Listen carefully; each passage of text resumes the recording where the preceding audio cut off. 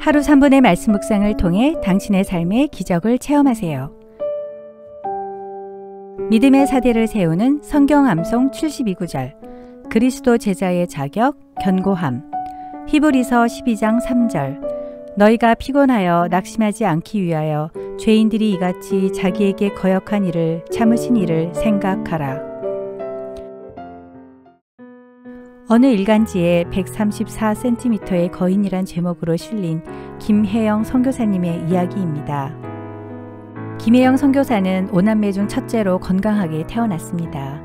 그런데 딸이라는 이유로 만취 상태의 아버지는 갓난아기에게 폭행을 가했고 아기는 태어나자마자 척추를 다쳐 평생 불구가 되었습니다. 아버지는 결국 자살했고 어머니는 정신질환을 앓으셔서 그녀는 14살에 남의 집 가정부로 일했습니다. 기술을 배우면 가정부로 사는 것보다 나을 것 같아서 직업학교에 들어갔습니다.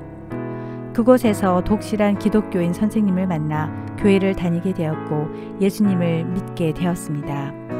가난과 절망, 불구와 장애로 평생 동안 원망하며 살아갈 수밖에 없었던 그녀의 인생이 예수님을 믿고 완전히 달라졌습니다. 암담한 현실을 이겨낼 수 있는 새 힘과 새 능력을 갖게 되었고 희망을 보게 되었고 불구인 자신도 하나님의 사랑을 받을 자격이 있는 존귀한 존재임을 깨달았습니다. 그런데 어렸을 때의 척추 손상으로 그녀의 키는 134cm에서 멈추고 말았습니다. 조금만 걸어도 힘들어서 몇 번씩 쉬어야 했고 통증 때문에 허리에 복대를 13년 동안 감고 다녀야 했고 앉아있는 게 힘들어서 늘 엎드려서 책을 보고 공부해야 했습니다. 그럼에도 불구하고 하나님이 함께하심과 피나는 노력으로 전국 장애인 기능대회 편물 분야에서 금메달을 땄고 1985년 콜롬비아에서 열린 세계 장애인 기능대회에서 우승을 했습니다. 그러던 어느 날 아프리카에서도 가장 가난한 나라 중 하나인 보츠와나에서 직업학교의 편물 교사를 모집한다는 광고를 보았습니다. 그녀는 6개월 단기 선교에 지원하여 1990년에 보츠와나로 떠났습니다. 사막 한가운데 있는 직업학교 아이들을 보고는 이런 고백을 했습니다. 이곳 아이들이 지난날에 저를 보는 것 같아 마음이 너무 아팠습니다. 저를 가난과 고통, 사회적 편견에서 벗어나 강하게 만들어주신 하나님을 이 아이들에게도 만나게 해주고 싶었습니다. 그녀는 14년 동안 그곳에서 머물며 아이들을 섬겼습니다. 2004년 미국으로 건너가 뉴욕 나야 칼리지에서 사회복지학과 공부를 하고 2009년 콜롬비아 대학에서 석사학위를 받고 현재 국제사회복지사로 일하고 있으며 청춘아 가슴 뛰는 일을 찾아라 란 책을 쓰셨습니다. 134cm의 작은 키, 척추 장애, 불편한 양쪽 다리, 이 모든 결점과 고난을 이겨내고 김혜영 선교사님을 다시 일어나게 하고 강하게 만든 힘. 그 힘은 어디에서 왔을까요? 세상은 절망과 불가능, 핍박과 편견을 주었지만 김혜영 선교사님에게는 하나님만이 끝까지 사랑하고 동행해 주시는 신실하신 분이라는 확고한 믿음이 있었습니다. 하나님은 희망과 가능성, 용서와 감사를 주셨고 꿈과 비전을 키워주셨습니다. 여러분은 무엇을 믿고 누구를 믿으며 살아가시나요? 예수님을 믿는 것을 신앙생활이라고 합니다.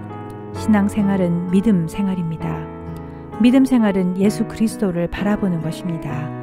예수 그리스도를 바라보는 것은 십자가를 지는 삶이며 예수님의 말씀을 받아들이는 삶입니다. 그러나 우리의 신앙생활은 평탄대로가 아니며 좁은 길입니다. 절망과 포기, 불가능과 핍박, 자기 자신에 대한 연민과 세상에 대한 불평과 같은 절망적인 생각은 우리를 피곤하고 지치게 합니다. 이런 부정적인 믿음은 사탄이 주는 믿음입니다. 하나님이 주시는 믿음은 차원이 다른 믿음입니다. 히브리서 11장 1절, 믿음은 바라는 것들의 실상이요 보지 못하는 것들의 증거니. 하나님은 보지 않고 믿는 믿음이 더욱 귀하다고 하셨습니다.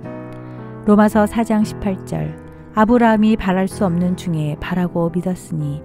믿음이란 바랄 수 없는 중에도 바라고 믿는 것입니다. 히브리서 11장 6절, 믿음이 없이는 하나님을 기쁘시게 하지 못하나니.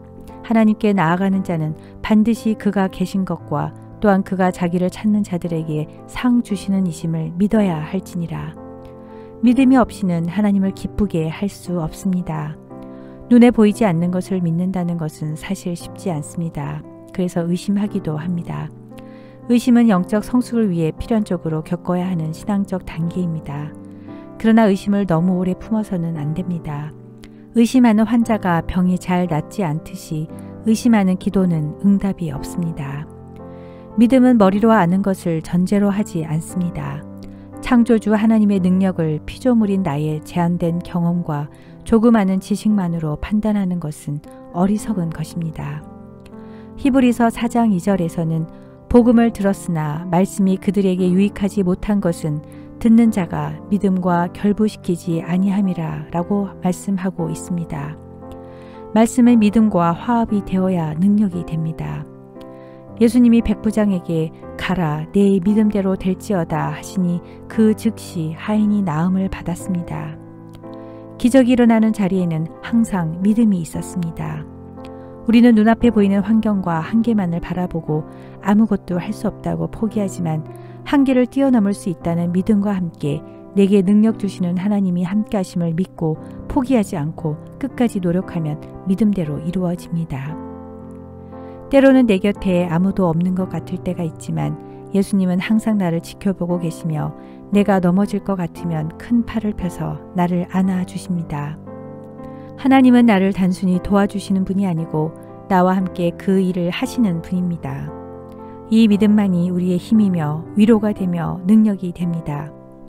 우리 모두 아무리 어렵고 힘든 일을 당하더라도 포기하지 마시고 새 일을 행하실 주님만을 바라보며 주님의 언약에 귀 기울이고 그 말씀을 확신하며 살길 기도합니다. 저의 인생을 주관하시는 하나님 아버지, 피곤하고 지친 저의 영혼을 불쌍히 여기시고 눈동자처럼 지켜주시고 꿈과 희망을 주시옵소서. 암담한 현실을 넉넉히 이겨낼 수 있는 새 힘과 새 능력과 새 마음을 덧입혀 주셔서 다시 도전하고 앞으로 나아갈 수 있는 힘과 용기를 주시옵소서. 저의 마음을 붙잡아 주셔서 주변의 소리에 흔들리지 않게 하시고 오직 하나님의 도우심만 확신하고 소망하는 견고한 믿음을 허락하여 주시옵소서. 예수님의 이름으로 기도드립니다. 아멘.